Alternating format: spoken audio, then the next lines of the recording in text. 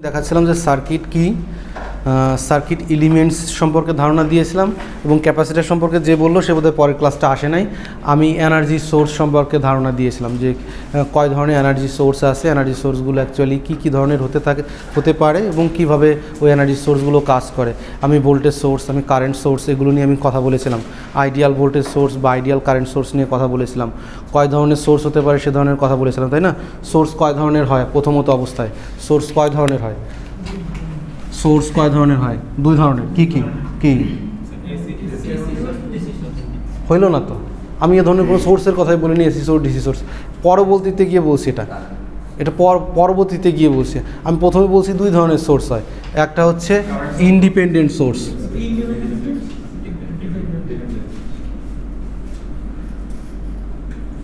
Independent source একটা, আর একটা হচ্ছে ডিপেন্ডেন্ট সোর্স।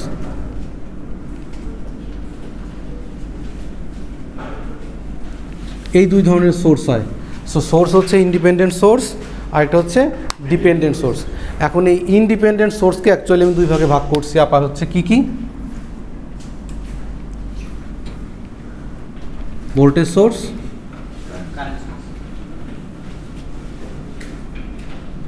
এটাকে আরও চাইলে ভাগ করা যায়, কীভাবে ভাগ করা যায়? একটা হচ্ছে ইন্ডিপেন্ডেন্ট সোর্স, আমি বললাম ভোল্টেজ সোর্স, কারেন্ট সোর্স। আর একটা ছিল না ভাগ, যে আইডিয়াল নন আইডিয়াল। আমি চাইলে তো সেটাও করতে পারতাম। সো এটা তোমাকে বুঝে নিতে হবে যে তুমি কোনটা করতে চাচ্ছ। আমি চাইলে এই ইন্ডিপেন্ডেন্টকে দুই ভাগে ভাগ করতে পারি। একটা হচ্ছে ideal voltage, ideal independent source, আর একটা হচ্ছে নন আইডিয়াল ইন্ডিপেন্ডেন্ট সোর্স। তো ইন্ডিপেন্ডেন্ট সোর্স বেসিক্যালি দুই প্রকার, ভোল্টেজ সোর্স এবং একটা হচ্ছে কারেন্ট সোর্স। ওকে, এই ভোল্টেজ সোর্সের আবার কয় ধরনের ভাগ আছে, তাই না? নাকি ভোল্টেজ সোর্সের কয় ধরনের ভাগ আছে? কি ভাগ আছে? হ্যাঁ, AC DC, that's true. So voltage source হতে পারবে এসি অবলিক ডিসি, কারেন্ট সোর্সও এসি অবলিক ডিসি হতে পারবে। ওকে, এখন আসি এই ডিপেন্ডেন্ট সোর্সের ক্ষেত্রে। ডিপেন্ডেন্ট সোর্স কয় প্রকার? এটা কয় প্রকার? এটা আবার দুই প্রকারই। এটা দুই প্রকারেরই।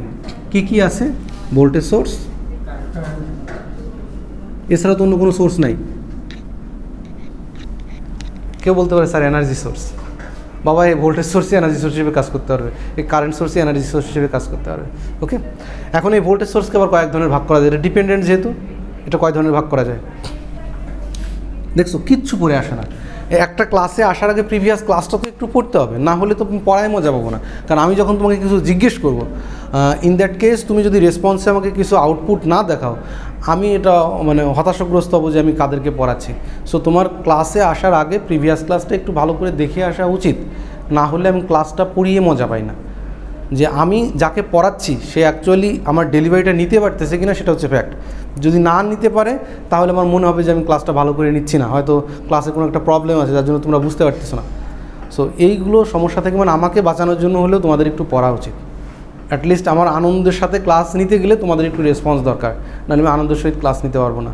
ওকে, ছিল না। এখন দেখা গেল অনেকেরই হয় কি, যে এই ক্লাসটা করবে পরবর্তী ক্লাসটা আবার করবে না, তারপরে ক্লাসটা আবার করবে। সেক্ষেত্রে আমি কি করব? এর কোনো সমাধান নেই। এর সমাধান হচ্ছে যেদিনই আসবা প্রিভিয়াস ক্লাসে কি হয়েছে সেটা দেখে আসবা। কারণ আমি স্লাইড প্রতিটা গ্র্যাজুয়ালি আপলোড করি। তুমি যদি প্রতিদিনও পোর্টালটা একটু পড়ো তাহলে দেখো এই যে একই জিনিস থাকবে। আমি মুখে বলে যাচ্ছি আর ওখানে লেখা আছে। সো ভোল্টেজ সোর্স আবার দুই ধরনের হয়। একটাকে বলে হচ্ছে কারেন্ট কন্ট্রোল ভোল্টেজ সোর্স, একটা হচ্ছে কারেন্ট কন্ট্রোল ভোল্টেজ সোর্স, আর একটা হচ্ছে ভোল্টেজ কন্ট্রোল ভোল্টেজ সোর্স। বাবারে, এটা তো ভোল্টেজ সোর্সেই দুই ভাগ করতেছি। হ্যাঁ, so current control voltage source, voltage source, voltage control voltage source. এই আচ্ছা, এটাকে সোর্স লিখতেছি কেন বারবার?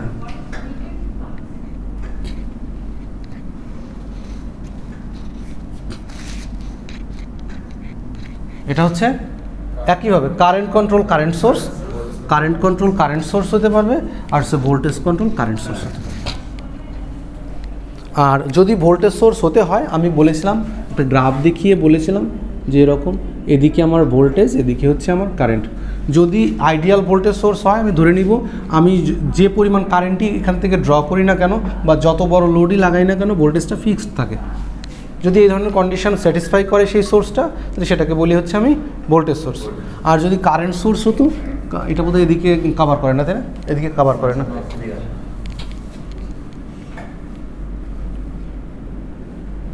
সো এদিকে আমি কারেন্ট নিব আর এদিকে আমি টার্মিনালের ভোল্টেজ নেব। যদি এরকম হয় যে টার্মিনালের ভোল্টেজ বাড়লেও কারেন্ট সেম থাকে, তাহলে সেটাকে বলবো হচ্ছে আমি কারেন্ট সোর্স। কিন্তু প্র্যাকটিক্যালি দেখা যায় এটা হয় না। যদি ভোল্টেজ সোর্সের কথা চিন্তা করি, এখানে যদি লোড আমি বাড়াইতে থাকি, কারেন্টের পরিমাণ বাড়ে, সেক্ষেত্রে ভোল্টেজের পরিমাণ আস্তে আস্তে গ্র্যাজুয়ালি ড্রপ করতে থাকে। এখানের ক্ষেত্রেও তাই, যদি কোনো কারণে লোড আমি বেশি বাড়িয়ে দেই, টার্মিনাল ভোল্টেজ বেশি বেড়ে যায়, সেক্ষেত্রে আমার কারেন্টটা গ্র্যাজুয়ালি ড্রপ হতে থাকে। ওকে, সো এটা হচ্ছে আইডিয়াল এবং নন আইডিয়ালের একটা বেসিক পার্থক্য ছিল। সো সোর্স সম্পর্কে গত ক্লাসে আমি একটা বেসিক ভালোই মোটামুটি একটা দিয়েছিলাম, কিন্তু কেউই হয়তো এমন হতে পারে এই গ্রুপটা গত ক্লাসে ছিলই না, হয়তো 2-1 জন ছিল। কিন্তু এটা দিয়ে কিন্তু আমাদের বসে থাকলে চলবে না। হ্যাঁ, সো আমাদের কোর্সটা তো শেষ করতে হবে। ওকে, সো আমাদের সার্কিটসের এলিমেন্টস সম্পর্কে পড়ানো শেষ হয়ে গেছিলো, যে সার্কিট কী জিনিস, সার্কিটের কী কী এলিমেন্টস ছিল, সবগুলো এলিমেন্টস সম্পর্কে একটা বেসিক ধারণা দেওয়া ছিল। এখন আমরা আগাবো হচ্ছে সার্কিটকে কীভাবে সলভ করা যায়। সো বেসিক লস থেকে আমরা শুরু করবো, সার্কিটে কী কী ল অ্যাপ্লাই করে আমি সার্কিটকে সলভ করতে পারবো। ওকে, সো সেই লসগুলো আমি আজকে ট্রাই করবো বোঝানোর। একটু লেন্দি হবে, একটু ক্লাসটা লেন্দি হবে, কিন্তু এইখান থেকে যদি সব কিছু বুঝে যাও, তাহলে পরবর্তীতে গিয়ে অ্যানালাইসিসটা ইজি হয়ে যাবে। দেখো, ইলেকট্রিক্যাল ইঞ্জিনিয়ারিং ডিসি সার্কিট কোর্সের কোনো কঠিন কোনো রুলস নেই, সবগুলো একদম জল ভাত, তুমি একবার পড়লেই রুলসটা পারবে। কিন্তু ফ্যাক্ট হচ্ছে তুমি যখন রুলসটাকে ইউজ করবা, কোন পজিশানে ইউজ করবা, সেটা হচ্ছে ফ্যাক্ট। মানে ওটাকে তোমাকে নিজে নিজে বুঝতে হবে। তুমি যখন প্র্যাকটিস করবা জিনিসটা, তখন তোমার জন্য সুবিধা হবে। ওকে, সো সার্কিট হয়ে থাকে, আমি যদি ভাগ করি নর্মালি বাইলেটারাল, ওগুলো বাদ দিয়ে 2 ধরনের সার্কিট হয়ে থাকে। আমি চাইলে এটা 3 ধরনেরও করতে পারি, সিরিজ প্যারালাল, স্টার ডেল্টা করতে পারি, ওটা বাদ দিলাম। সো সার্কিট 2 ধরনের ধরে নিই, সিরিজ সার্কিট এবং প্যারালাল সার্কিট। সিরিজ এবং প্যারালাল সার্কিটের কিছু বৈশিষ্ট্য আছে, কোনটা সিরিজ এবং কোনটা প্যারালাল। সিরিজ সার্কিট দেখতে কেমন, ধরো এই বাল্বগুলো আছে, তুমি জানোই, তোমরা খুবই ইজিলি জানো, এটা দেখে তোমরা করে আসছো। সো একটার পরে একটা কানেক্টেড থাকে। সো এই ধরনের সার্কিটকে বলি হচ্ছে আমি সিরিজ সার্কিট। এর আরেকটা বৈশিষ্ট্য হচ্ছে কানেকশন দেখে বোঝা যায়, অথবা এর কারেন্টটা যদি মেপে দেখি, টোটাল সার্কিটের কারেন্ট একটাই পাবো। টোটাল, এটা কিন্তু একটা বৈশিষ্ট্য, এই সার্কিটের কারেন্ট একটাই পাবো, 2টা কারেন্ট পাবো না। প্রতিটা লোডের ভিতর দিয়ে সেম পরিমাণ কারেন্ট যাবে। এর আরেকটা বৈশিষ্ট্য হচ্ছে প্রতিটা লোডের এগেনস্টে ভোল্টেজ ড্রপ আলাদা আলাদা হবে, যদি যদি লোডের রেটিং আলাদা হয়। যদি একটা 20 ওয়াট, একটা 30 ওয়াট, একটা 50 ওয়াট হয়, তাহলে প্রতিটার এগেনস্টে ভোল্টেজের পার্থক্য দেখা যাবে। কিন্তু প্রতিটা যদি 20 ওয়াট হয়, তাহলে কিন্তু সবার এগেনস্টে সেম ভোল্টেজই পাওয়া যাবে। কিন্তু আমরা ধরে নিই যে লোড ভিন্ন ভিন্ন থাকে। সো প্রতিটা লোডের এগেনস্টে ভোল্টেজ আলাদা আলাদা হয়, সার্কিটের সমস্ত কারেন্ট হচ্ছে সেম থাকে। কানেকশানটা দেখেই বোঝা যাচ্ছে এটা হচ্ছে এর কানেকশান। সিরিজ সার্কিটের ব্যবহার সাধারণত আমাদের বাসা বাড়িতে খুব কম হয়ে থাকে। এর কিছু অসুবিধা আছে। এর অসুবিধা হলো, আমি একটা সুইচ দিয়ে সমস্ত লাইট বাল্বকে, সমস্ত লোডকে কন্ট্রোল করতে হবে। মানে একটা বন্ধ করলে সমস্ত লোড বন্ধ হয়ে যাবে। আবার কোনো কারণে একটা যদি বার্ন আউট হয়ে যায়, তাহলে বাকিগুলো লোড কাট অফ হয়ে যাবে। সো এই অসুবিধার কারণে বাসা বাড়িতে এটা ইউজ করা হয় না। কিন্তু এটা চিপ, মানে সস্তা, তার কম লাগে, এই কানেকশানে তার কম লাগে। কিন্তু যদি তুমি প্যারালাল কানেকশন করতে চাইতে, সবসময় তোমাকে 2টা করে তার টানতে হতো, এটাকে তোমাকে একটা করে তার টানলেই হচ্ছিল। প্যারালাল কানেকশানে আসতেছে কি সুবিধা অসুবিধা। ওকে, এটা যদি আমি এই লোডকে যদি রেজিস্ট্যান্স দিয়ে আমি রিপ্রেজেন্ট করার চেষ্টা করি, 1, 2, 3টা রেজিস্ট্যান্স দিয়ে রিপ্রেজেন্ট করেছি। এই সবগুলো লোডের যদি একটা লোডের ইকুইভ্যালেন্ট আমি করতে চাইতাম, সেক্ষেত্রে সবগুলো লোডকে আমি ডিরেক্টলি যোগ করতে পারতাম। ওকে, মানে সবগুলো লোড মিলে একটা লোডের সমতুল্য যদি আইডেন্টিফাই করতে চাইতাম, ইকুইভ্যালেন্ট করতে চাইতাম, সেক্ষেত্রে আমি লিখতাম REQ equal to R1 plus R2 plus R3। এটাকে ডিরেক্টলি যোগ করা যায়। সার্কিট যখন ইকুইভ্যালেন্স আমি করব, তখন আমাকে এই রুলসে ইকুইভ্যালেন্ট করতে হবে। কিন্তু এই এতটুকু, এর বাইরে কিছু না। কিন্তু এই জিনিসটাই তুমি যখন ইউজ করতে যাবা, দেখো যে অনেক কঠিন হয়ে যাচ্ছে, তুমি বুঝতেছো না কীভাবে করবা। সো সিরিজ সার্কিটে ডিরেক্টলি রেজিস্ট্যান্সগুলোকে যোগ করা যায় ইকুইভ্যালেন্ট করার সময়, মাথায় থাকবে, ডিরেক্টলি যোগ করা যায় ইকুইভ্যালেন্ট করার সময়। ওকে, আচ্ছা, এর আরেকটা অসুবিধা আছে, এই লোড যদি ভিন্ন ভিন্ন হয়, তাহলে ভিন্ন ভিন্ন লোড ভিন্ন ভিন্নভাবে গ্লো করবে, মানে ব্রাইটনেসটা আলাদা হবে, লোডগুলোর ব্রাইটনেস আলাদা হবে। এবং এক্ষেত্রে সবথেকে কম যে লোডটা বা ওয়াটটা থাকবে, সবথেকে কম ওয়াটের লোডটা বেশি জ্বলবে। কারণ সবথেকে কম ওয়াটের লোডটার রেজিস্ট্যান্স বেশি হবে তুলনামূলক। যত আমার ওয়াট বাড়বে তার রেজিস্ট্যান্স তত কম হবে। সো ওয়াট যদি কম হয় তার রেজিস্ট্যান্স বেশি হবে, সেক্ষেত্রে V = IR এই রুলস ইউজ করে ভোল্টেজ ড্রপটা বেশি হবে। যেহেতু এখানে ভোল্টেজ ড্রপ বেশি হবে সেহেতু এই লোডটা বেশি জ্বলবে। আমি যদি ধরে নিই এটাকে, এটা এমন না যে সোর্সের কাছে যে থাকবে সে বেশি জ্বলবে, সোর্স থেকে যে দূরে থাকবে সে, এই কন্ডিশনে না। কন্ডিশন হচ্ছে তার রেজিস্ট্যান্স কতটুকু। যে লোডের রেজিস্ট্যান্স বেশি হবে সেই লোডটা বেশি জ্বলবে। সো সিরিজ কানেকশানে এটাও একটা অসুবিধা, ভিন্ন ভিন্ন লোড ভিন্ন ভিন্নভাবে তোমাকে আউটপুট দিবে এবং সবথেকে বেশি সেই আউটপুট দিবে যার রেজিস্ট্যান্স বেশি থাকে। যদি রেজিস্ট্যান্স বেশি থাকে তার ভোল্টেজ ড্রপটা বেশি হয়, কারণ ওহমসের ল অনুযায়ী V = IR। So R I তো সেম, আর যার বেশি তার এগেনস্টে ভোল্টেজ ড্রপ বেশি, আর ভোল্টেজের সাথে লাইটের ইন্টেন্সিটির ডিরেক্ট সম্পর্ক। সো ভোল্টেজ যদি কমে যায় দেখবা লাইট ডিম হয়ে যায়। সো রেটেড ভোল্টেজের থেকে কম হলে পরে লাইটটা ডিম হয়ে যাবে, বা রেটেড ভোল্টেজ থেকে বেশি হলে একটু বেশি গ্লো করে মাঝে মধ্যে, তাই না? ওকে, এখন এই কম্প্যারিজনগুলো কিন্তু তোমাদের পারতে হবে, মানে মাথায় সেট থাকতে হবে। আমি যদি বলি যে কম্প্যারিজনটা তুমি করো, তোমাকে সুন্দর করে টেবিল আকারে কম্প্যারিজনটা করতে হবে।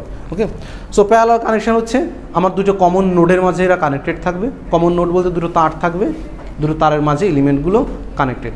এর সুবিধা হচ্ছে প্রতিটা এলিমেন্ট আমি ইন্ডিভিজুয়ালি কন্ট্রোল করতে পারি এবং বাসা বাড়িতে সবগুলো আমার প্যারালাল কানেকশানই দেয়া থাকে। ওকে, এটা যদি রিপ্রেজেন্ট করে আমি একটা রেজিস্টার দিয়ে কানেকশানটা, এটা সোর্স, বাকিগুলো হচ্ছে আমার লোড। ওকে, এর যদি ইকুইভ্যালেন্ট করতে যাই তাহলে 1/REQ আকারে করে।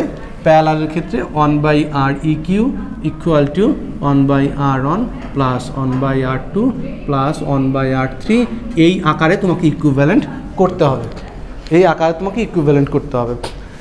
এইটাকে তুমি লসাগু করে হিসেব করে বের করে ফেলবা, একবার যে রেজাল্টটা আসবে সেটাকে উল্টাই দেবা। এটাকে যদি আমি করতাম তাহলে এটা কেমন আসতো?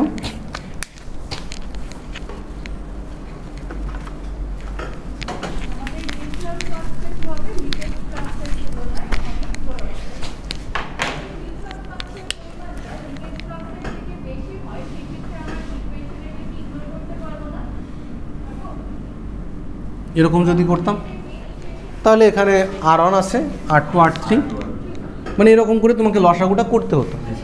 যদি ডিরেক্টলি দুইটা থাকে, সবসময় প্যারালাল করার সময় দুইটা করে করলে তুমি খুব দ্রুত করতে পারবে, এটা ফাস্ট হয়। রুলসটা তখন এমন হয়ে যায় 1/REQ = R1 × R2 + R1 + R2। এই রুলস ডিরেক্টলি যদি তুমি অ্যাপ্লাই করো তাহলে ইকুইভ্যালেন্ট করা যায়। এইটা করলে মানে ইজি হয়। ওইভাবে লসাগু করে করতে গেলে ওটা টাইম কনজিউমিং হবে। দুটো দুটো করে করলে তুমি ফাস্ট করতে পারবে। তো চেষ্টা করো দুটো দুটো করে করতে। ওকে, এবং এর আরেকটা বৈশিষ্ট্য আছে, প্রতিটা লোডের এগেনস্টে কারেন্টের মানটা ভিন্ন ভিন্ন থাকবে। আগেরটা ছিল সেম কারেন্ট ছিল, এখানে হচ্ছে সেম ভোল্টেজ, এখানে আমি ভোল্টেজটা সেম পাবো। সমস্ত লোডের এগেনস্টে ভোল্টেজ সেম, কিন্তু প্রতিটা লোডের এগেনস্টে কারেন্টের মান ভিন্ন ভিন্ন হয়ে থাকে।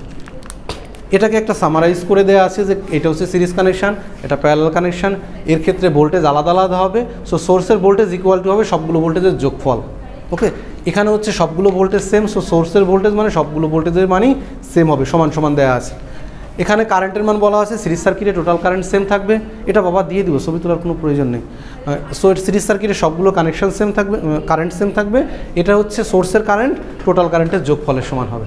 ওকে, এটা ইকুইভ্যালেন্ট করার সময় R1 R2 এরকম ডিরেক্টলি অ্যালজেব্রিক সাম করা যায়। এটাকে কিন্তু 1/REQ দিয়ে করতে হবে। এটার ক্ষেত্রে একটা কম্পোনেন্ট নষ্ট হয়ে গেলে বাকি সবগুলো আমার ডিসকানেক্ট হয়ে যাবে। এটার ক্ষেত্রে ইন্ডিভিজুয়ালি লোডকে আমি কন্ট্রোল করতে পারি। সো এটা ছিল আমার সিরিজ এবং প্যারালাল কানেকশানের একটা সামারি। ওকে, আচ্ছা এখন আসি, এই যে সার্কিটগুলো আছে এই সার্কিটগুলো সলভ করার সময় খুব হরহামেশাই কিছু লজ ইউজ করি। সেই লগুলো হচ্ছে আমরা দেখবো যে কীভাবে সেই লটা কী মিন করে। প্রথম লটা আসে হচ্ছে ওহমসের ল, তাই তো? যে ওহমসের ল, ওহমস কী বলতে চেয়েছে? ওহমস নামে এক ভদ্রলোক ছিলেন, সেই ভদ্রলোক এই লটা ইমপ্লিমেন্ট করেছেন, এই জন্য তার নাম অনুসারে দেওয়া হয়েছে ওহমস ল। এখন এই ওহমস কী বলতে চেয়েছে সেই কথাটা আমাদের একটু বুঝতে হবে। কী বলতে চেয়েছে কেউ কি আমাকে একটু বলতে পারবা? কারেন্ট এবং ভোল্টেজের একটা রিলেশন তিনি দিয়েছেন, কারেন্ট এবং ভোল্টেজের একটা তিনি রিলেশন দেওয়ার চেষ্টা করেছেন। সো ওহমস, প্রথমে আমি ধরে নেই এখানে একটা, যদি একটা তার হয় তারেরও কিন্তু একটা রেজিস্ট্যান্স আছে, তাই না? সো ওহমস যে লটা দিয়েছে এটা শুধুমাত্র লিনিয়ার এলিমেন্টের ক্ষেত্রে প্রযোজ্য, নন লিনিয়ার এলিমেন্টের ক্ষেত্রে এই লটা অ্যাপ্লিকেবল না। এবং এখানে কথা থাকে যে টেম্পারেচার এবং অ্যাম্বিয়েন্টে যা কিছু আছে সব কিছু কনস্ট্যান্ট থাকবে। অত ঝামেলার ভিতরে আমরা, অত কথার ভিতরে আমরা যাবো না। টেম্পারেচার এগুলো কথা আমি না বলেও লটাকে আমি বলতে পারি, ওকে। কিন্তু যখন তুমি একদম স্পেসিফিকলি বলতে হবে তখন টেম্পারেচারের কথাও আনতে হবে, যে টেম্পারেচার কনস্ট্যান্ট থাকলে এই ঘটনাটা ঘটবে। আরেকটা কথা হচ্ছে লিনিয়ার না হলে এই লটা অ্যাপ্লিকেবল না। আমি যে সমস্ত সার্কিট পড়াবো অধিকাংশ সার্কিটই লিনিয়ার সার্কিট, এবং লিনিয়ার কী জিনিস আগে আমি বুঝিয়ে এসেছি যে লিনিয়ার এই জিনিস। ওহমস বলতে চেয়েছে যে একটা রেজিস্ট্যান্সের ভিতরে দিয়ে কী পরিমাণ কারেন্ট যাবে তা নির্ভর করবে ওই রেজিস্ট্যান্সের অ্যাক্রসে, মানে টার্মিনালে কী পরিমাণ ভোল্টেজ আছে তার উপরে। So current is always proportional to voltage, current is always proportional to voltage. এই কথাটা ওহমস বলতেছে। এই কথাটা বাংলায় কী বোঝাতে যাচ্ছে? সে বলতে যাচ্ছে যে কারেন্টের সাথে প্রপোর্শনালি ভোল্টেজটা বাড়বে, অথবা ভোল্টেজের সাথে কারেন্টলি প্রপোর্শনালি বাড়বে। ভোল্টেজ বাড়লে কারেন্ট বাড়বে, কারেন্ট বাড়লে ভোল্টেজ বাড়বে। এটা প্রপোর্শনাল রিলেশনশিপ। তুমি যদি কারেন্টকে বাড়াই দাও সেই রেটে ভোল্টেজ বেড়ে যাবে, যদি ভোল্টেজকে বাড়াই দাও সেই রেটে কারেন্ট বেড়ে যাবে। So V proportional to I, এটা হচ্ছে আমার ওহমস ল। সোজা কথা হচ্ছে একটা রেজিস্টারের ভিতর দিয়ে কী পরিমাণ কারেন্ট যাবে তা নির্ভর করবে তার ভোল্টেজের উপরে, টার্মিনালের ভোল্টেজের উপরে। এবং এই রিলেশনটা সবসময় প্রপোর্শনাল। টার্মিনালের ভোল্টেজের উপর তো নির্ভর করবেই, অবশ্যই সেই ভোল্টেজ এবং কারেন্টটা প্রপোর্শনাল হবে। ভোল্টেজ বাড়লে সেম রেটে কারেন্ট বাড়বে। এবং এইটাকে যদি আমি এই কারেন্ট এবং ভোল্টেজকে একটা গ্রাফিক্যালি রিপ্রেজেন্ট করার চেষ্টা করি, গ্রাফিক্যালি যদি এটাকে রিপ্রেজেন্ট করার চেষ্টা করি, তাহলে আমি এক্স এক্সিসে মনে করো ভোল্টেজ নিলাম, ওয়াই এক্সিসে আমি কারেন্ট নিলাম, ওকে।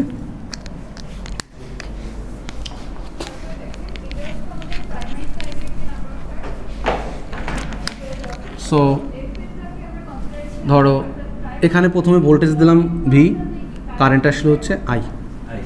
সো প্রথমে কিছুই দিয়েছিলাম না, তখন জিরো ছিল, voltage zero, current zero, nothing.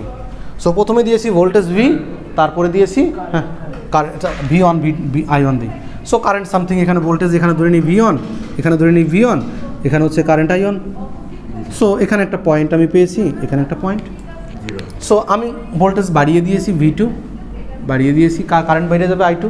এটা কিন্তু এক্সপেরিমেন্টালি পাওয়া গেছে, এটা কেউ মানে চোখ বুঝে এই রিলেশনশিপ দাঁড় করে নাই। সে আগে এক্সপেরিমেন্ট করেছে, একটা গ্রাফ ড্র করেছে, তারপরে এই কথাটার কনসেপ্টে সে আসছে, মুদ্রা কথা, ঠিক আছে। সো যদি ভি টু করে দেই আই টু হয়ে যাবে। সো ভি টু করে দিলাম, ভি টু করে দিলাম, এখানে আই টু হয়ে গেছে। সো এটা হচ্ছে এই পয়েন্টে আসবে। এরকম করে অনেকগুলো পয়েন্ট তিনি নিয়েছেন, অনেকগুলো পয়েন্ট তিনি এরকম করে ভোল্টেজ বাড়ানোর সঙ্গে সঙ্গে কারেন্ট বাড়ছে কিনা এটা দেখছেন। এবং তিনি গ্রাফটা যখন ফাইনালি ড্র করছেন এবং মূল বিন্দুগামী সরলরেখা পেয়েছেন, একদম লিনিয়ার, কোনো মানে সমান অনুপাতে চেঞ্জ হচ্ছে। এই আই বাই ভি বা V by I, sorry I by V বা ভি বাই আই যেটাই বলো না কেন, এটার অনুপাত সবসময় সমান, সমান। এই চেঞ্জের অনুপাতটা সবসময় সমান। যদি 2 হয় তাহলে 2, যদি 10 হয় তাহলে 10। যদি অনুপাত চেঞ্জের অনুপাত সমান হয় তাহলে রেখাটা সবসময় সরলরেখাই হবে, অন্য কোনো কিছু হবে না, ঠিক আছে। উনি ওই জিনিসটাই খুঁজে বের করছেন। এবং যে অনুপাতটা যেহেতু সমান, এই অনুপাতটা উনি একটা বের করছেন, এই অনুপাতের নাম দিয়েছেন উনি রেজিস্ট্যান্স আর। কোন অনুপাতে? রেজিস্ট্যান্সের অনুপাতে যাচ্ছে, কারেন্টটা সবসময় রেজিস্ট্যান্সের অনুপাতে যাচ্ছে। এই জন্য ভি প্রপোর্শনাল আই, এটাকে ভি ইকুয়াল টু আই আর করা যায়। আরটা হচ্ছে প্রপোর্শনালিটি কনস্ট্যান্ট। সো এই যে ঢালটা হবে, এই ঢালটার মান হচ্ছে আর সবসময়। এই কথাটাই ওহমস আমাদের বোঝাতে চেয়েছেন। এই লটা আমাদের সবসময় কাজে লাগবে, কারণ ভোল্টেজ বের করতে, কারেন্ট বের করতে, রেজিস্ট্যান্স বের করতে এই একই জিনিস ব্যবহার করা হবে। সো ওহমস ল মানে হচ্ছে ভি প্রপোর্শনাল আই, এবং ওহমস লর একটা ভিন্ন রূপ হচ্ছে V equal to I R, okay. Ohm's law V equal to I R direct না, কিন্তু ওহমস ল হচ্ছে ভি প্রপোর্শনাল আই, এটা হচ্ছে ওহমস বলছে। এরপরে একটু ইলাবোরেট করে ভি ইকুয়াল টু আই আর বানানো হয়েছে, ওকে। আচ্ছা, এখান থেকে কারেন্ট বের করা যাবে, ভোল্টেজ বের করা যাবে এবং রেজিস্ট্যান্স বের করা যাবে। তোমার মানে চাহিদা অনুযায়ী ও আমাদের জিনিসটা সাপ্লাই দিতে পারবে। সো প্রথমে দেখো এইখানটায় আমার কারেন্টের মান দেওয়া নাই, রেজিস্ট্যান্সের মান দেওয়া আছে, ভোল্টেজের মান দেওয়া আছে। সো এখান থেকে কারেন্টের মানটা আমি বের করতে পারি, V equal to I R rules ব্যবহার করে 5 অ্যাম্পিয়ার, ব্যাস সোজা কথা। এভাবে তুমি এই রুলসগুলো ব্যবহার করতে পারো, ঠিক আছে। ওহমস ল কোনো সমস্যা আছে, কোনো জানার আছে? এটা কিন্তু ইউজ করতে পারতে হবে, তোমার কিন্তু এটা ইউজ করতে হবে, ঠিক আছে? আচ্ছা, এখন আসি, আমি কিন্তু এখন মানে ম্যাথ করাবো, তো তার আগেই ম্যাথ করানোর আগে কিছু কিছু জিনিস জানা প্রয়োজন, সেই জিনিসগুলো একটু বলে যাচ্ছি। ওকে, এখন আসি নোড, ব্রাঞ্চ এবং লুপের কনসেপ্ট। যেহেতু একটা সার্কিটের কোন কোন পয়েন্টের কী কী নাম আছে, সেই পয়েন্টের নামগুলো আমার জানা প্রয়োজন, এবং যখন রুলসগুলো অ্যাপ্লাই করব তখন সেই পয়েন্ট বা সেই লুপে আমি অ্যাপ্লাই করব। সো সেই লুপ এবং সেই পয়েন্টগুলোকে জানা আমার জন্য খুব দরকার। এখানে আমি বলতে চাচ্ছি নোড, ব্রাঞ্চ এবং লুপসের কনসেপ্টটা তোমাদের একটু বোঝানোর চেষ্টা করবো। ওকে, প্রথমে আসি ব্রাঞ্চ কী জিনিস, মানে একটা শাখা, ব্রাঞ্চের বাংলা হচ্ছে শাখা। সো সার্কিটে যতগুলো টু টার্মিনাল এলিমেন্ট কানেক্টেড থাকবে, থাকবে সবগুলোকে আমি এক একটা ব্রাঞ্চ বলবো। সো এটা একটা এলিমেন্ট, একটা ভোল্টেজ সোর্স, এটা একটা রেজিস্ট্যান্স বা লোড, এটা একটা লোড এবং এটা একটা কারেন্ট সোর্স। এটা কী ধরনের current source? Independent current source. Circle আছে, ভিতরে কারেন্টের চিহ্ন দেওয়া আছে, সো ইন্ডিপেন্ডেন্ট কারেন্ট সোর্স। এটা ইন্ডিপেন্ডেন্ট ভোল্টেজ সোর্স, সার্কেল আছে, প্লাস মাইনাস দেওয়া আছে। ওকে, সো 1টা 2টা 3টা 4টা এবং 5টা ব্রাঞ্চ আছে। সো ব্রাঞ্চ মানে হচ্ছে কতগুলো টু টার্মিনালের এলিমেন্ট আছে ওই সার্কিটের ভিতরে, সবগুলোকে এক একটা ব্রাঞ্চ বলে। মানে প্রতিটা এলিমেন্টকে এক একটা ব্রাঞ্চ বলা হচ্ছে, ওকে, তাহলে এটা হচ্ছে 5টা ব্রাঞ্চ আছে। আচ্ছা, এখন আসি নোড কিন্তু না চিনলে নোড অ্যানালাইসিস করা যাবে না। কারণ node analysis one of the best analysis হচ্ছে ইলেকট্রিক্যাল সার্কিট অ্যানালাইসিসের জন্য, মানে অধিকাংশই নোড অ্যানালাইসিস পারে। ওকে, এখন নোড বলতে কি বুঝি? নোড বলতে তারা বোঝাতে চেয়েছে 2 বা 2-এর অধিক ব্রাঞ্চ যেখানে কানেক্টেড, সেই পয়েন্টটাকে আমি একটা নোড নাম দেব। নোড 2 প্রকার হয়, একটা হচ্ছে সিম্পল নোড, একটা হচ্ছে প্রিন্সিপাল নোড। সো আমি কথাটা কি বললাম? 2 বা 2-এর অধিক ব্রাঞ্চ যেখানে কানেক্টেড। সো আমি বলছিলাম এটা একটা ব্রাঞ্চ, এটা একটা ব্রাঞ্চ, এখন এই ব্রাঞ্চগুলো যেখানে কানেক্টেড আছে ওই পয়েন্টগুলোকে আমি আইডেন্টিফাই করবো যে ওই পয়েন্টগুলোর নামটা কি, সিম্পল নোড নাকি জাংশন পয়েন্ট। ওকে, সো দেখো এই পয়েন্টটা যদি চিন্তা করি, 2 বা 2-এর অধিক ব্রাঞ্চ তো কানেক্টেড, 1টা 2টা, সো এই পয়েন্টটাকে আমি একটা নোড বলতে পারি তো? এই পয়েন্টটাকে আমি একটা নোড বলতে পারি। আচ্ছা, এইখানে যদি চিন্তা করি, এখানে 1টা 2টা 3টা 4টা, তার মানে আমার হয়েও বেশি যাচ্ছে, তার মানে অবভিয়াসলি ওটাও একটা নোড, সো এটাও একটা নোড। কিন্তু এই নোড এবং এই নোডের ভিতরে একটা বেসিক পার্থক্য আছে। এইটা হচ্ছে একদম সিম্পলেস্ট নোড, এটাকে বলা হয় সিম্পল নোড। সো এটাকে বলা হচ্ছে, লিখে রাখো, সিম্পল নোড।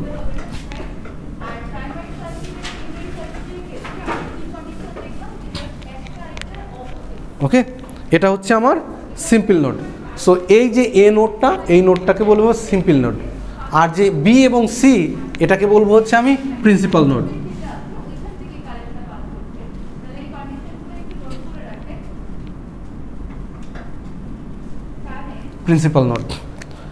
সো নোড 2 ধরনের, একটা হচ্ছে সিম্পল নোড, একটা হচ্ছে প্রিন্সিপাল নোড। আর নোডের বেসিক কনসেপ্ট হচ্ছে 2 বা 2-এর অধিক ব্রাঞ্চ কানেক্টেড থাকলে সেটাকে আমি একটা নোড বলতে পারি। ওকে, এই সার্কিটে কয়টা নোড আছে? তাহলে এই সার্কিটে কয়টা নোড আছে?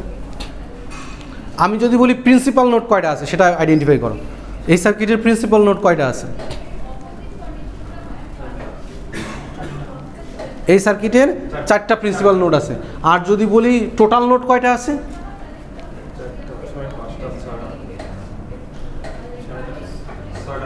6টা নোড আছে।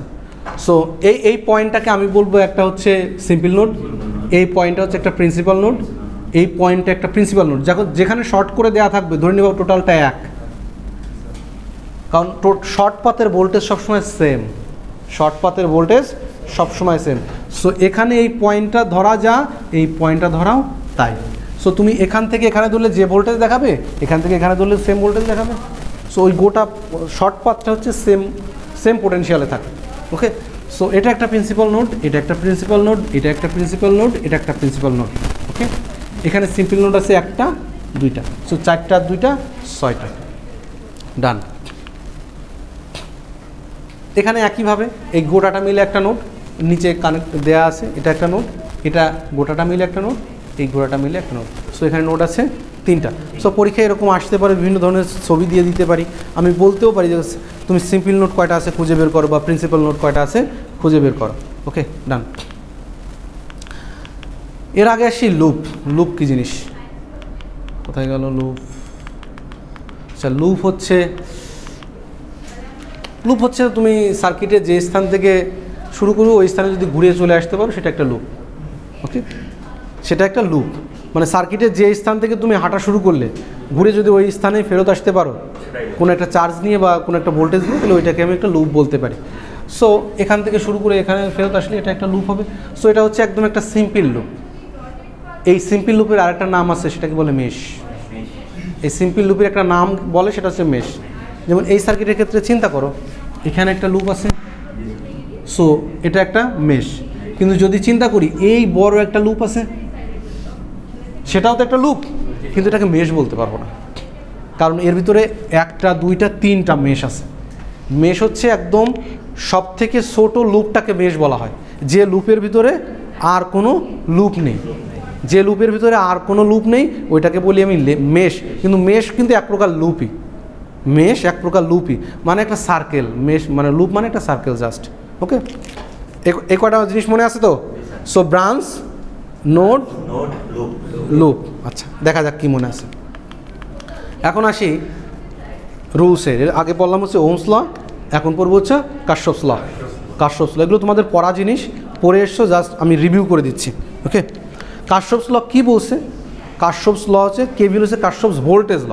সো তিনি কিছু এক্সপেরিমেন্ট করেছিলেন, যে এক্সপেরিমেন্ট দিয়ে তিনি ভোল্টেজের একটা রিলেশনশিপ খুঁজে পেয়েছেন, যে একটা সার্কিটের ভিতরে ভোল্টেজের একটা রিলেশন আছে, বা সার্কিটের ভিতরে লুপের ভিতরে ভোল্টেজের একটা রিলেশন আছে।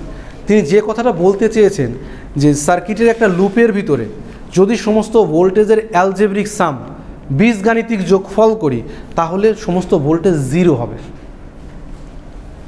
এই একটা লুপ আছে, এই লুপের ভিতর যতগুলো ভোল্টেজ ড্রপ বা রেইজ আছে সবগুলোকে যদি যোগ করি তাহলে এটা অবভিয়াসলি জিরো হবে।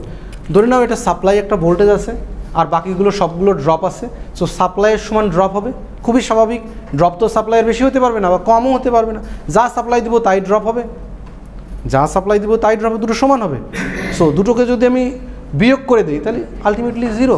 ও ওই কথাটাই বলতে যাচ্ছে, কারণ যেটাকে সাপ্লাই এটাকে আমি নেগেটিভ ধরতে পারি, যেটা ড্রপ সেটাকে পজিটিভ ধরতে পারি।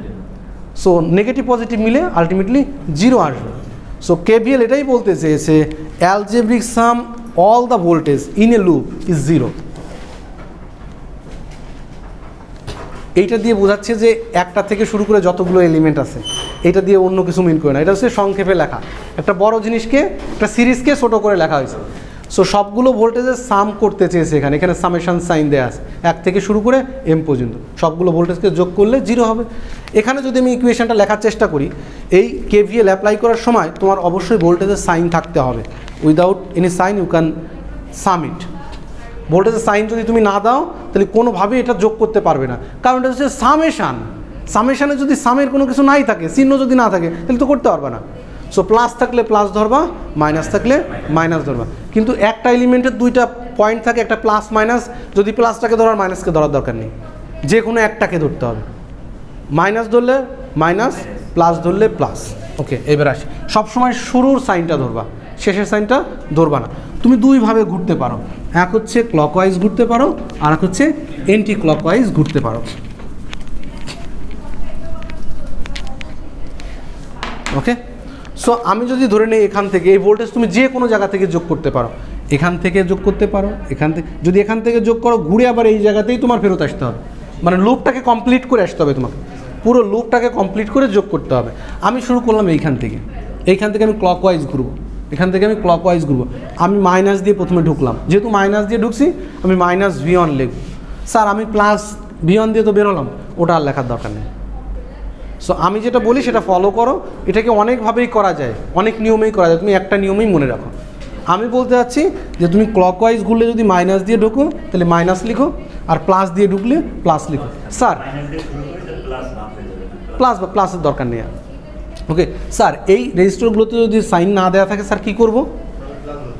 তোমাকে যদি সাইন না দেওয়া থাকে তুমি সাইন দিয়ে নিতে পারো, অথবা তুমি এটা বাই নর্মস ধরে নিতে পারো যে রেজিস্টারের ভিতরে মানেই হচ্ছে ড্রপ মানেই পজিটিভ। রেজিস্টারের ভিতরে মানেই ড্রপ মানেই পজিটিভ। কিন্তু সাইন যদি দিয়ে দেওয়া থাকে, in that case you have to use that sign. যদি দেয়া না থাকে তুমি নিজের মতো করে দিয়ে নিতে পারো অথবা ধরে নিতে পারো, আর যদি দেয়া থাকে তোমাকে ওইটা ইউজ করতে হবে, মানে ম্যাথমেটিক্সের সাথে তোমাকে ইউজ করতে হবে। স্যার এটা তো নাও হতে পারে, না হোক সমস্যা নেই, হয়তো রেজাল্ট উল্টা আসবে কিন্তু রেজাল্ট মান সেম আসবে, ঠিক আছে। সো আমি এখানে দিলাম মাইনাস V1 মাইনাস, আমি ভোল্টেজকে এখন KVL এর ভোল্টেজকে মাইনাস V1 লিখলাম, এরপর হচ্ছে প্লাস V2 প্লাস V3, এরপরে মাইনাস V4, এরপরে প্লাস V5 ইকুয়াল টু 0। এই কথাটাই KVL অনেক দিন ধরে এক্সপেরিমেন্ট করে বের করছিল যে একটা লুপের ভিতর সমস্ত ভোল্টেজকে যোগ করলে সেটা অবভিয়াসলি 0 হবেই। ডান। স্যার এটা যে আমাদের কী কাজে লাগতে হবে, এটা কোনো কথা, এটা কিছু কোনো কাজে লাগবে না, এটা অনেক কাজে লাগবে। যখন কাজে লাগবে তখন তোমার মানে মাথা ঘুরে যাবে এটা ইউজ করবো কীভাবে, একদম মানে সিম্পলেস্ট একটা জিনিস, সেই জিনিসটাকে তুমি ব্যবহার করতে গেলে তোমার মাথা ঘুরতে পারে। সো এই জিনিসগুলো মাথায় সেট করে রাখো এবং ব্যবহার করার সময় একটু সতর্কতার সহিত ব্যবহার করতে হবে। সো KVL ইউজ করার সময় মাস্ট আমার মাথায় রাখতে হবে কি সাইনটা হচ্ছে আমার ইম্পর্টেন্ট, সাইন না হলে কিন্তু KVL ইউজ করা যাবে না।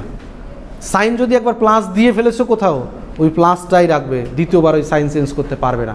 একটা সার্কিটের ভিতরে একটা লুপ থাকে না, অনেকগুলো লুপ থাকে, তুমি একটা লুপে প্লাস দিছো, পরের লুপ দিয়ে ঘোরার সময় আবার মাইনাস দিচ্ছ, হবে না। সো প্লাস যখন দিয়েছো ওটাকে প্লাস হিসেবেই ট্রিট করো, ওকে। কারশফস ভোল্টেজ ল ওপেন সার্কিটের ক্ষেত্রেও প্রযোজ্য, কারশফস ভোল্টেজ ল ওপেন সার্কিটের ক্ষেত্রেও প্রযোজ্য। আমি ধরে নিলাম এই সার্কিটটা এখানে ওপেন ছিল, বা এই যে সকেটটা এখানে ওপেন আছে, সো এই সকেটের পিছনে যতগুলো লোড আছে সবগুলো লোডকে আমি সবগুলো লোডের ভোল্টেজ তো আমি যোগ করতেই পারি, করে এসে এর ভোল্টেজ এখানে কতটুকু হবে সেটা কিন্তু বের করতে পারি। তাহলে ওপেন সার্কিটে একটা ভোল্টেজ পাওয়া যায়। ওপেন সার্কিটে যদি লাইন থাকে তাহলে ভোল্টেজ সবসময় থাকবেই, মাস্ট। সো সেখানে KVL অ্যাপ্লাই করা যাবে। এক্ষেত্রে একইভাবে এখানে একটা ভোল্টেজ তুমি ধরে নাও, প্লাস বা মাইনাস যদি দেওয়া থাকে তাহলে ভালো, না হলে নাই। সো এখানে আমি যদি এই পয়েন্ট থেকে শুরু করি, এদিক দিয়ে ঘুরে এদিক দিয়ে একটা লুপ কমপ্লিট করতে পারবো আমি। সো এদিকে minus VAB plus V1 plus V2 minus V3 equal to 0। ডান। এটা তো KVL এখানেও অ্যাপ্লাই করা যাচ্ছে। সো ওপেন সার্কিটে KVL অ্যাপ্লিকেবল, কিন্তু ওপেন সার্কিটে KCL অ্যাপ্লিকেবল হবে না। একইভাবে এখানে ওই জিনিসটা দেখানোর চেষ্টা করতেছে যে সোর্স ভোল্টেজের সমান বলছে V1 V2 মাইনাস V3, এটা সোর্স ভোল্টেজের সমান বলছে সে, ওকে। এখন আসি KCL হচ্ছে কারশফস ভোল্টেজ ল। এই ভদ্রলোক দুটো ল দিয়েছে, একটা হচ্ছে ভোল্টেজের জন্য, একটা হচ্ছে কারেন্টের জন্য। KCL কি বলছে যে কোনো একটা পয়েন্টে কী পরিমাণ incoming current equal to outgoing current, বা sum of incoming current equal to sum of outgoing current, মানে ইকুয়াল হবে, আউটগোয়িং কারেন্ট এবং ইনকামিং কারেন্ট সমান হবে। হ্যাঁ, মনে করো একটা জাংশন পয়েন্ট, একটা পানির লাইন আছে, পানির লাইনে মনে করো দুইটা স্প্লিট করে দিয়েছেন, এখানে দুইটা লাইন স্প্লিট করেছি। সো এই লাইন দিয়ে যে পরিমাণ পানি আসবে দুইটার যোগফলের সমানই তো হবে, তার বেশি তো হবে না। সো আমি যদি এইটাকে জাংশন পয়েন্ট ধরি, এখানে কি কোনো পানি জমবে না? জমবে না, কারণ এখানে যা আসতেছে তাই বের হয়ে যাচ্ছে, এখানে কী থাকবে? কিছুই থাকবে না। সো বোঝাতে যাচ্ছে যে sum of incoming current plus sum of outgoing current is equal to 0, okay. এখন এখানে ইনকামিং কারেন্টকে তুমি পজিটিভ ধরলে, আউটগোয়িং কারেন্টকে তোমার নেগেটিভ ধরতে হবে, না হলে কখনোই 0 হবে না, ওকে। ঢোকার কারেন্ট যদি পজিটিভ হয়, বের হওয়ার কারেন্ট অবশ্যই নেগেটিভ হতে হবে, বা ঢোকার কারেন্ট যদি নেগেটিভ হয়, বের হওয়ার কারেন্ট অবশ্যই পজিটিভ হতে হবে। সো এখানে একটা দেয়া আছে, এইখানে একটা জাংশন পয়েন্ট দেয়া আছে, ধরো সার্কিটের অনেকগুলো এলিমেন্ট কানেক্টেড দেখানো নেই, জাস্ট ব্রাঞ্চ আকারে দেখানো আছে। সো এখানে একটা কারেন্ট বের হচ্ছে, এখানে ঢুকছে, এখানে ঢুকছে, এখানে বের হচ্ছে, এখানে। সো এখানে যদি অ্যাপ্লাই করি তাহলে আমি ধরলাম যেটা ঢুকলো সেটা positive, so positive I1, so I1 আমার পজিটিভ, বের হয়ে গেল I2, বের হয়ে গেল I3, কী করতেছে? ঢুকতেছে, I3 ঢুকতেছে, I4 ঢুকতেছে, I5 বেরোচ্ছে, সো ইকুয়াল টু 0। সো এটা কিন্তু প্রতিটা সার্কিটের জন্য প্রযোজ্য হবে, প্রতিটা সার্কিট পয়েন্টের জন্য প্রযোজ্য হবে। তুমি যে কোনো পয়েন্টে এই KCL অ্যাপ্লাই করতে পারো, তোমার স্বার্থে, তোমার ক্যালকুলেশনের স্বার্থে। যদি তোমার KCL অ্যাপ্লাই করলে সার্কিটটা সলভ হয়, ইন দ্যাট কেস তুমি ওইখানে অ্যাপ্লাই করতে পারবে। এই রুলসটা যদি তুমি মেনটেন করো যে incoming current equal to outgoing current, আর KVL লুপে KVL অ্যাপ্লাই করতে পারবে যে সবগুলো ভোল্টেজের যোগফল সমান হবে, ওকে। ডান। আচ্ছা, যদি ডান হয়ে থাকে তাহলে দেখি। সো ওই জিনিসটা এখানে একটু বোঝানো আছে যে এখানে একটা কারেন্ট দেওয়া আছে, এটা হচ্ছে এই নোড থেকে বের হয়ে যাচ্ছে। সো এটা হচ্ছে -IT + I1 - I2 + I3, এটা যদি করি যা হয় 0, একই কথা। আচ্ছা, এখন আসি এবার KVL এর একটা অ্যানালাইসিস নিয়ে। সো এখানে কি বললো, for the circuit in figure 2.21 find voltage V1 and V2, V1 এবং V2 ভোল্টেজ বের করতে হবে এই সার্কিট থেকে। আমরা কিন্তু শুরু করে দিয়েছি, এখন থেকে এই মানে অসম্ভব জিনিসটাকে আমরা সম্ভব করার চেষ্টা করব। মানে খুব একটা বাজে একটা জিনিস, সার্কিট আঁকতে তোমাদের খুব অনীহা, তোমরা সার্কিট আঁকতে চাও না, খাতায় যে সার্কিট আঁকো দেখলে মনে হয় বমি করে দেয়, এমনভাবে সার্কিট আঁকো। মানে সার্কিট আঁকে কী করে, ও প্রথমে টান দেয়, ভুলে গেছে তাহলে রেজিস্টার তো ছিল, পরে কি করে, অধিকাংশ ক্ষেত্রে এই কাজটা করে। মানে এই জিনিসটা এত অনীহা হলে চলবে না। সো আমি এখানে তো দেখাবোই, এটা তোমরা চেষ্টা করবে সাথে সাথে খাতায় প্র্যাকটিস করতে। আমি এখানে বুঝিয়ে দিব, যতটুকু করি ততটুকু তুমি খাতায় প্র্যাকটিস করো, আর সার্কিটটা একটু মনোযোগ দিয়ে ড্র করার চেষ্টা করো। এটা যেন কিসের সিম্বল, রেজিস্টারের সিম্বল, শিওর রেজিস্টার। আচ্ছা, সো আমাকে বললো, আমাকে একটা সার্কিট দিয়ে দিয়েছে এখানে,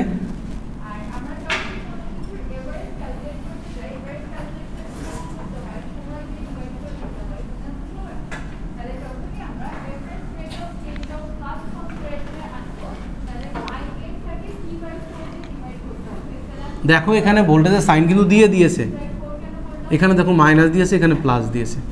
সো আমি বলেছিলাম কি, রেজিস্টারের অ্যাক্রসে যদি কারেন্ট আমি চিন্তা করি যে যাচ্ছে, তাহলে ওটা ডিরেক্টলি ডেফিনেটলি ড্রপই ধরবো, কিন্তু এরা কিন্তু প্লাস মাইনাস সাইন দিয়ে দিয়েছে। সো এই সাইনটাকে আমার ইউজ করতে হবে।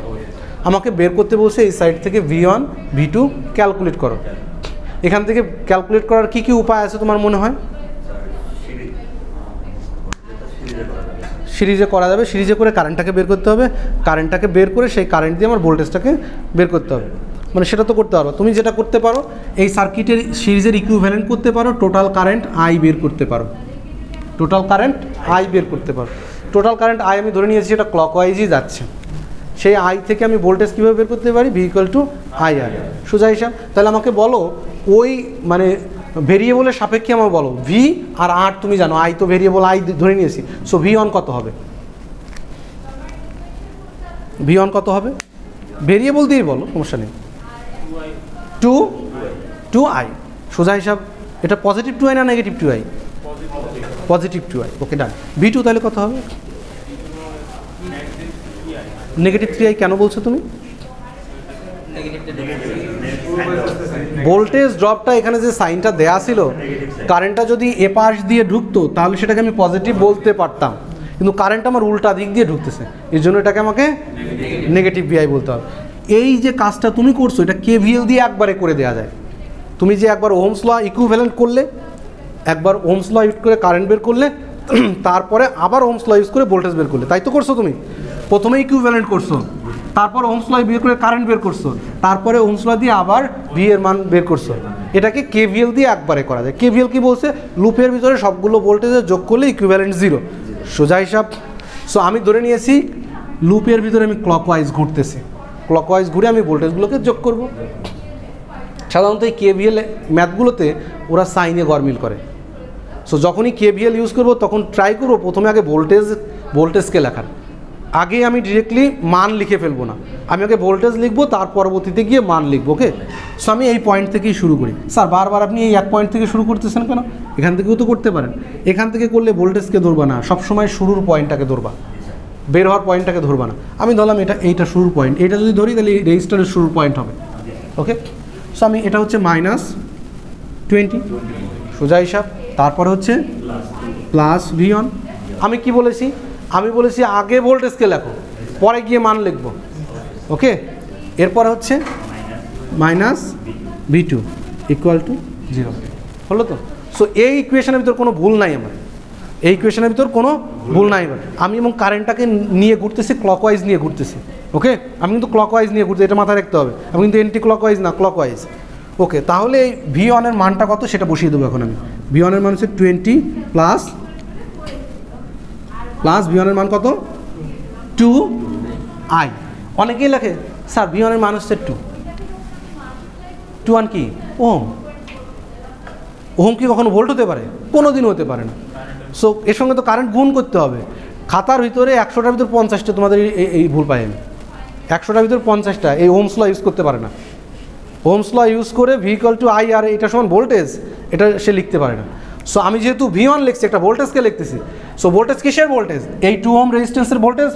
সো 2 ওহম রেজিস্ট্যান্সের ভোল্টেজ হবে 2 ওহম ইনটু এর ভিতর দিয়ে যাওয়া কারেন্ট, 2 ওহম ইনটু এর ভিতর দিয়ে যাওয়া কারেন্ট আই। আমি আই তো ধরেছি কারেন্ট। ওকে, ডান। এরপরে মাইনাস V2, এবার V2 এর মান কত? ইজ ইট ট্রু V2 এর মান 3i?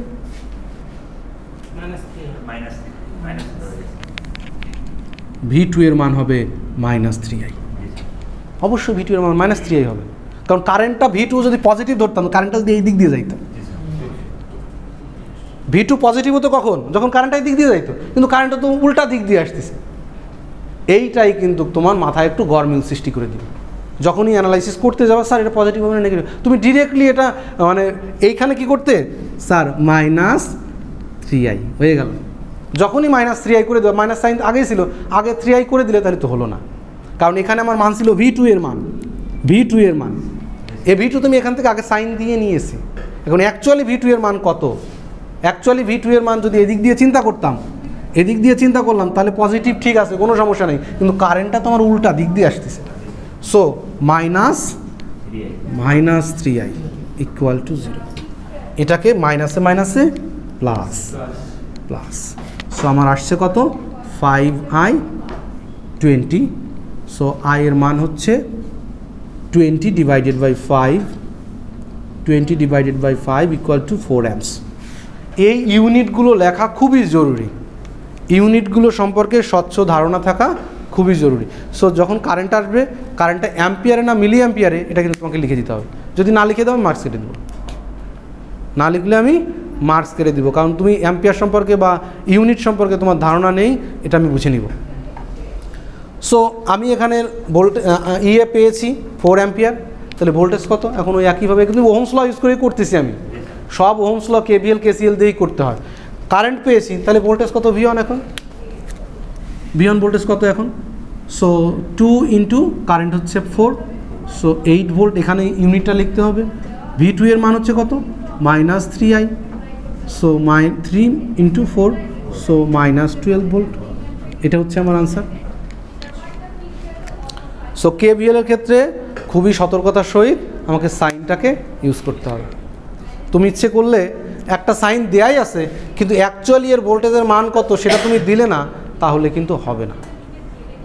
ঠিক আছে? এরপরেও আমার ধারণা 90% ছেলেপেলেই ভুল করবে। যে 10 জন ধরে রাখতে পারবে, ওটাই ওদের হচ্ছে ভালো রেজাল্টটা হয় শেষ পর্যন্ত গিয়ে। এই জিনিস ভুল হয়ে গেলে কিন্তু কোনোভাবেই পরীক্ষাতে ভালো করা সম্ভব না। আচ্ছা, একইভাবে এখানে আরেকটা জিনিস তোমাদের দেখানোর জন্য, এখানেও আবার একটা KVL এর প্রবলেম দেওয়া আছে। আমাকে বের করতে বলছে কি V0 এবং I ক্যালকুলেট করতে বলছে। এই V0 এবং এই যে current through this 4 ohm resistance বা টোটাল সার্কিট বের করতে বলছে তোমাকে। এখানে এটা হচ্ছে একটা কি মাধবীলতা, চমচম, এটা কি পাওয়ার সাপ্লাই। ওটা আনসার দিলেও যুক্তিসঙ্গত আনসার, একদম ট্রু না হলে ওটা কিছু একটা। ওটা কি এত সময় ধরে বলতেছি আমি?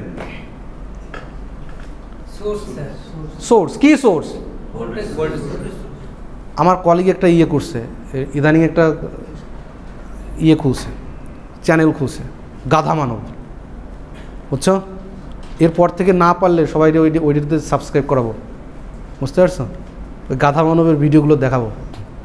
এটা একটা সোর্স। এটা কি source? Voltage source, independent voltage source. কতবার বলবো আর? দেখো, সার্কিটের চেহারা দেখে যদি না আসেনো যে এইটা কি, তাহলে কিন্তু সমস্যা। কে তোমার ভাই, কে তোমার বোন, এটা না চিনলে তো তুমি কার পিছনে কি খরচ করবা তুমি? হ্যাঁ, তুমি তো চেনোই না। সার্কিটের ভিতরে একটা সার্কিট ড্র করা আছে। মনে করো এই যে ইলেকট্রিক্যালের যে লাইন আছে, সবগুলো লাইনের তো একটা ইকুইভ্যালেন্ট ডায়াগ্রাম আছে, অবশ্যই একটা ডায়াগ্রাম আছে। ওই মেইন সার্কিটটাকে তো খাতা কলমে আমার ড্র করা আছে। এখন খাতা কলমের জিনিস যদি তুমি না বোঝো, তাহলে ওখানে গিয়ে কাজ করবা কী করে? খাতা কলমে তোমার একটা ইঞ্জিনিয়ার করে দিয়ে গেছে, এটা সলভ করে এইভাবে দিয়ে গেছে, কিন্তু ওই পার্টটা তো তুমি চিনলেই না যে এটা এই মেইন জায়গায় ট্রান্সফর্মারের একটা সিম্বল এঁকে দিয়ে গেছে, এটা ট্রান্সফর্মার, তুমি গিয়ে ধরছো ট্রান্সফর্মারের বুশিংয়ের ভিতরে বা কোনো ট্রান্সফর্মারের যে ইয়েটা থাকে আমার সার্কিট ব্রেকার থাকে সেখানে ধরছো, হবে? কোনো দিন হবে? তাহলে ট্রান্সফর্মারের সাইনটাকে তোমার জানা জরুরি। তো সাইন যদি না আসেনো তুমি কিন্তু ইলেকট্রিক্যাল ইঞ্জিনিয়ার হিসেবে কোনো অ্যানালাইসিসই করতে পারবে না, সাইনটা তোমার জানা জরুরি। সো যখনই আমি বলবো এটা কি তুমি যেটা জানো সেটা ডিরেক্টলি বলবা, স্যার নতুন আবার কিছু বলে না, নতুন কোনো কিছু বলি না, জাস্ট তোমার মনে আছে কিনা সেটা বলার চেষ্টা করি। সো এটা হচ্ছে একটা independent voltage source, independent voltage source যার ভ্যালুটা হচ্ছে 12 ভোল্ট, যার ভ্যালুটা হচ্ছে 12 ভোল্ট। এটা হচ্ছে একটা রেজিস্টর যার ভ্যালু হচ্ছে 4 ওহম, ওহম হচ্ছে রেজিস্ট্যান্সের একক। এটা হচ্ছে dependent voltage source, that's it. এখানে নতুন কোনো কিছু নেই, যা বলে এসেছি তাই থাকবে, নতুন কোনো নাম আর আসবে না এখন থেকে। এটা হচ্ছে dependent voltage source 2V0, 2V0। এটা হচ্ছে ভোল্টেজ কন্ট্রোল ভোল্টেজ সোর্স, যদিও এটা নিয়ে আমার ভোল্টেজ কন্ট্রোল ভোল্টেজ সোর্স কেন 2V0, এই V0 কোথায় আছে? এখানে আছে, তাহলে ভোল্টেজ দিয়ে ভোল্টেজ কন্ট্রোল হচ্ছে, তার মানে এটা হচ্ছে voltage control voltage source, in ডেপথে বলা যায়। এটা একটা ভোল্টেজ সোর্স, এটা হচ্ছে একটা রেজিস্টর। ওকে, এটা জাস্ট পরিচিতি, আমি কিন্তু ABCD পড়াচ্ছি এখনও, কিছুদিন পরে গিয়ে আর ABCD পড়ানোর সুযোগ থাকবে না, ডিরেক্ট পরীক্ষায় বসতে হবে, সো পড়তে হবে। ওকে, ডান। সো এর ক্ষেত্রেও একইভাবে আমার I বের করতে হবে, V0 বের করতে হবে। তুমি একইভাবে KVL জানো, আবারও KVL এর ইকুয়েশনটা আমাকে বলে ফেলো, দ্রুত বলে ফেলো।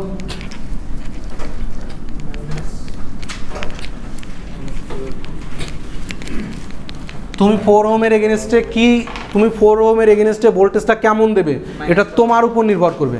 এখন দেয়া নেই মানে তুমি ধরে নাও পজিটিভ, দেয়া নেই মানে ধরে নাও পজিটিভ, যেখানেই দেয়া নেই ধরে নাও পজিটিভ, দেয়া থাকলে সেটা ইউজ করতে হবে, মাথায় থাকবে, দেয়া থাকলে সেটা ইউজ করতে হবে। সো -12 4i আমি বলেছি একবারে ইউজ করা যাবে না, তুমি যখন ম্যাথটা করবে বা অ্যানালাইসিসটা করবে তখন ওখানে সাইন দাও এবং একটা ভি লিখে দাও, V4 লেখো, V4 4 ওহমের ভিতর দিয়ে কারেন্ট ভোল্টেজটা V4, আগে ভোল্টেজটা লিখে ফেলো, তারপরে তুমি পরবর্তী ধাপে ইউজ করো। স্যার এক লাইন বেশি করাচ্ছেন কেন? বেশি করানোর কারণ আছে, কারণ একবারে করতে গেলে এটা ভুল হয় অনেক ক্ষেত্রে, ঠিক আছে?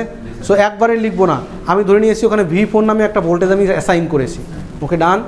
+2V0, তারপরে হচ্ছে -4, যেহেতু ডিরেক্ট দেওয়া আছে ডিরেক্টলি লিখবো, এরপর হচ্ছে মাইনাস, আবারও ওখানে সাইন দেওয়া আছে না, ভোল্টেজ দেওয়া আছে না, আগে ভোল্টেজটাকে লিখতে হবে। KVL হচ্ছে আগে ভোল্টেজের জিনিস, আগে V দিয়ে লেখো, তারপরে কারেন্টের সাপেক্ষে লেখো। ওকে, সো -V0 = 0। এখন এখানে V4 আছে, V0 আছে, এই দুইটা জিনিসকে আমি এখন আমার উদ্দেশ্য কারেন্ট বের করা। সো ওহমস ল ইউজ করবো আমি, V = IR দিয়ে, সেখান থেকে আমি কারেন্ট বের করব, ঠিক আছে? এই ল ইউজ করে, তাহলে V4 সমান কী হবে? প্লাস, আবার কে বললো 4i, আমি ক্লকওয়াইজ যাচ্ছি, কারেন্টের ডিরেকশন ক্লকওয়াইজ দেওয়া আছে, আমি ক্লকওয়াইজ ধরে নিয়েছি। সো 4i 2V0, এইবার বলো তাহলে V0 এর ভ্যালুটা আমার লাগবে। এবার V0 কি বলো, V0 কি? যে বলতে পারবে আমার ধারণা সে A+ পাবে, মানে শেষ পর্যন্ত গিয়ে, কারণ তার মাথার ভিতরে তো সময় খেলছে। V0 সমান কি? সার্কিটের কারেন্ট কি আছে এখানে? I আছে, তুমি কারেন্টের মান জানো আর ওইখানকার রেজিস্ট্যান্সের মান জানো, তাহলে কি হওয়া উচিত? রেজিস্ট্যান্সের মান হচ্ছে 6, তাহলে V0 ভোল্টেজটা কত?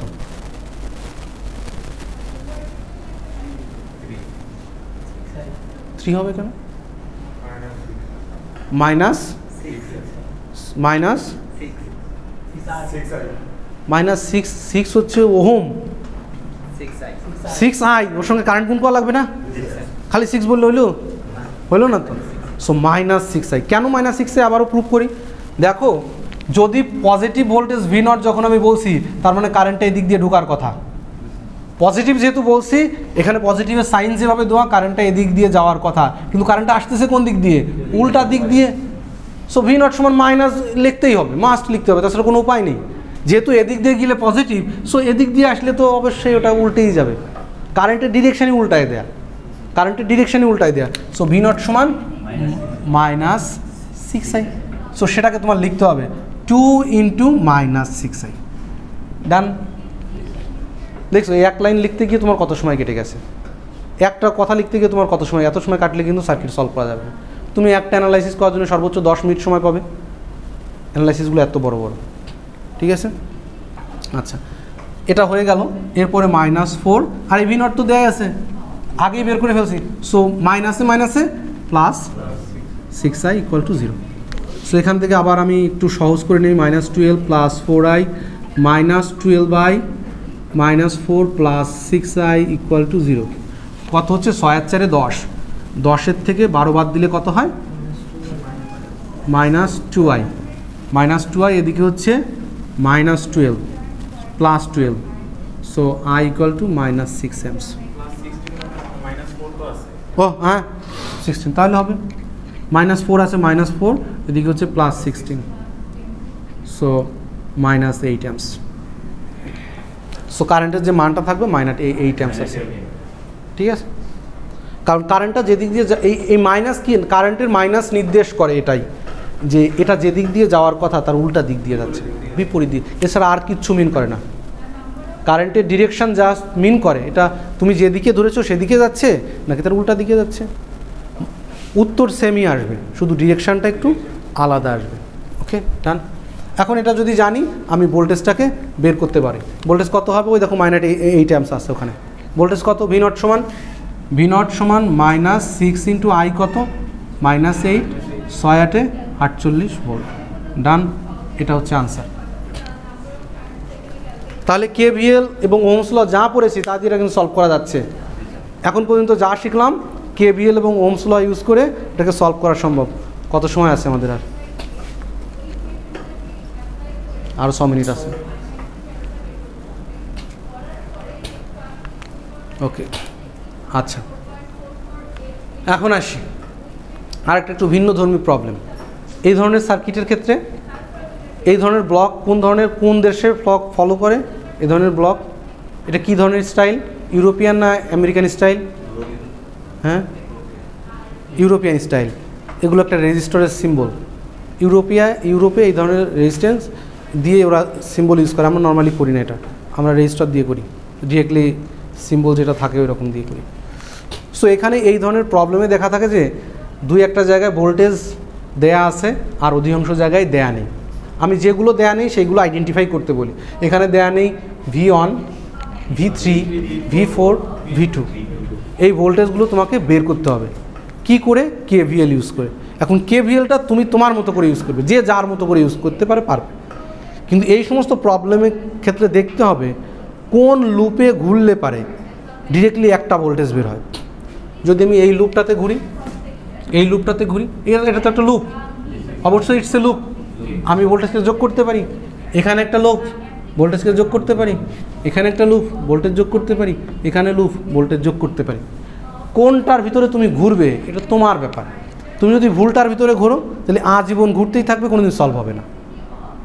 এই সমস্ত প্রবলেম খুবই ইজি, বাট প্রথম টার্গেট থাকবে যে লুপে ঘুরলে ভোল্টেজটা ডিরেক্টলি একবারে বের হয়, একটা ভোল্টেজ, ওই একটা ভোল্টেজ বের হয়ে গেলে বাকিগুলো বের হয়ে যাবে অনায়াসে। ওকে, সো দেখো এইটা ঘুরলে 2টা আননোন, সো হবে না, একটা ইকুয়েশান চলে আসবে। এটা ঘুরলেও একটা ইকুয়েশান চলে আসবে, এটা ঘুরলেও তাই। এইটা একটা জায়গা আছে যেটা ঘুরলে V4 এর ভোল্টেজটা বেরোতে পারে, V4 ভোল্টেজটা বেরোতে পারে। হ্যাঁ, ক্লাস প্রায় শেষ। V4 ভোল্টেজটা এখান থেকে বেরোতে পারে। তাহলে V4 ভোল্টেজটা কত হবে? দেখো এটা কিন্তু KVLই, কিন্তু KVL করার আগে একটু বুদ্ধি খাটাতে হচ্ছে যে কোন লুপে ইউজ করবো আমি। এটা কিন্তু কেউ বলে দিবে না, এখানে তোমার এইটাই বের করতে হবে। তোমার টার্গেট হচ্ছে একবারে একটা ভোল্টেজকে বের করে ফেলা। তাহলে সেই লুপটাকে খুঁজে বের করব যে লুপের ভিতর থেকে একবারে একটা ভোল্টেজ বের হয়। এটা যে শুধু এখান দিয়ে ঘুরলেই বের হবে এমন না, অন্য লুপেও কিন্তু বের হতে পারে। যেমন যদি চিন্তা করি এইখানটা, এই বড় লুপটার কথা চিন্তা করি, একবারে একটা ভোল্টেজ বের হবে। সো কেউ যদি চায় ওটা বের করবে, ইন দ্যাট কেস সে বের করবে, কোনো সমস্যা নেই। ঠিক আছে, এক একজনের দেখার দৃষ্টিভঙ্গি এক এক রকম হবে। তুমি যেটা একবারে ধরে ফেলবা ওটা ইউজ করো, ঠিক আছে। সো এটা হবে, আমি এখান থেকে লুপে যোগ করি -V4 +2 +5 = 0, so -V4 = -7, so V4 = 7 volt. V4 যখনই 7 ভোল্ট বের হয়ে যাবে তুমি এই ভোল্টেজটা পেয়ে গেছো। এখন এই লুপে অ্যাপ্লাই করলে V3 পাবে, V3 পেয়ে গেলে এই লুপে অ্যাপ্লাই করলে V1 পাবে, V1 পেয়ে গেলে এই লুপে অ্যাপ্লাই করলে V2 পাবে। ডান। দেখতে মনে হচ্ছে জটিল, কিন্তু আসলে ইজি। ওকে ওকে KVL এর কয়টা জিনিস দেখালাম, এখন KCL এর জিনিস দেখাই। KCL কী জিনিস ছিল, যে যদি একটা জাংশানে আমি সাম অফ কারেন্টকে যোগ করি তাহলে সবসময় 0 হয়। সো KCL এর ক্ষেত্রে এরকম থাকতে পারে যে আমার যেটা আননোন সেটা খুঁজে বের করো, তোমার দেখে মনে হচ্ছে এটা খুঁজে কীভাবে বের করো, ধরতেই তো পারতেছি না, হজর লব যেরকম থাকে সেরকম। এখানেও একইভাবে, যেখানে ইকুয়েশান ফর্ম করবা না, একবারে একটা কারেন্ট বের হয় সেই জায়গাটা খুঁজে বের করবা। এটা কিন্তু লুপে না, KCL কিন্তু এখন মাথায় রাখো, KCL কিন্তু লুপে না, KCL পয়েন্টে। KCL অ্যাপ্লাই করে পয়েন্টে, KVL অ্যাপ্লাই করে লুপে। এই জিনিসটা অনেকেই দেখি ইকুয়েশন লিখতে গিয়ে এই জিনিসটা ভুল করে, 100 জনের ভিতর 10 জন ভুল করে, এটা আবার 90 জন করে না। KCL পয়েন্টে, KVL লুপে, KCL পয়েন্টে। আমি চেক করবো এই পয়েন্টে KCL অ্যাপ্লাই করে দেখব, এই পয়েন্ট যা এই পয়েন্টও তাই, কারণ শর্ট পাথ, এই পয়েন্ট এবং এই পয়েন্ট, তাহলে একটা পয়েন্ট, দুইটা পয়েন্ট, তিনটা পয়েন্ট এবং চারটা পয়েন্ট আছে। এই চারটা পয়েন্টে আমি KCL অ্যাপ্লাই করে আমাকে বের করতে হবে I1, I2, I4, I3, এই কয়টা কারেন্ট আমাকে বের করতে হবে। এখন আমি দেখব সব থেকে কোন পয়েন্টে অ্যাপ্লাই করলে ডিরেক্টলি কারেন্টটা বের হয়, একটা কারেন্ট। এখানে যদি অ্যাপ্লাই করি I1, I2 আননোন, বের হচ্ছে না। এখানে অ্যাপ্লাই করলে বের হবে, এখানে অ্যাপ্লাই করলে বের হবে না, এখানে অ্যাপ্লাই করলে বের হবে না, না এখানে অ্যাপ্লাই করলে বের হবে, এখানে অ্যাপ্লাই করলে বের হবে। সো এই জাংশন পয়েন্টে কয়টা কারেন্ট ঢুকলো, কয়টা বেরোলো দেখো, 2 অ্যাম্পিয়ার এসে ঢুকছে, 4 অ্যাম্পিয়ার বেরোচ্ছে, I4 বেরোচ্ছে। সো আমি যদি এই পয়েন্টে একটা KCL অ্যাপ্লাই করি, তোমরা অবশ্যই যখন অ্যানালাইসিসটা করবে, অ্যানালাইসিসটা করার সময় এই পয়েন্টের একটা নাম দিয়ে দিবে, এই পয়েন্টের যে কোনো ABCD একটা না। So apply KCL at that point, বা apply KCL at point A, তাতে আমি সহজ নামটা দিতে হবে, তা না হলে আমি ধরতে পারবো না তুমি কোথায় করছো। খাতাটা তো দেখবো আমি যদি না বুঝতে পারি তাহলে তো ভালো অঙ্ক তোমাকে কেটে দিতে পারি। সো এমনভাবে লিখবা যেন আমি বুঝতে পারি। ওকে, সো অবশ্যই লিখবা অ্যাপ্লাই KCL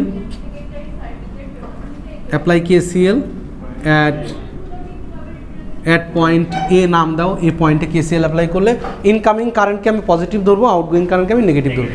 ইনকামিং আছে 2 অ্যাম্পিয়ার, লিখতেও পারো নাও পারো, ইটস আপ টু ইউ। যদি সেম ইউনিটে থাকে, না লিখলে একদম ফাইনালি লিখে দাও, শুরুতে লেখার দরকার নেই।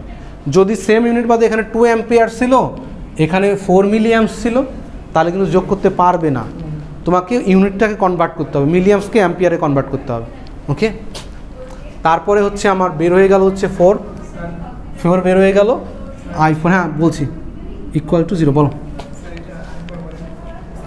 আচ্ছা, এখানে 2 অ্যাম্পিয়ার আছে, 2 অ্যাম্পিয়ারের সাথে মিলি অ্যাম্পিয়ার কীভাবে যোগ করে এটা তো তুমি জানো না। ধরো 2 অ্যাম্পিয়ার আর ওখান দিয়ে বের হচ্ছিল 4 মিলি অ্যাম্পিয়ার, তাহলে এটা কি কোনো দিন 6 অ্যাম্পিয়ার সমান হবে? কোনো দিনও সমান হবে না। সো ডিরেক্টলি যোগ করলে 6 অ্যাম্পিয়ার হয়ে যাবে, যেটা অ্যাকচুয়ালি কারেক্ট রেজাল্ট না।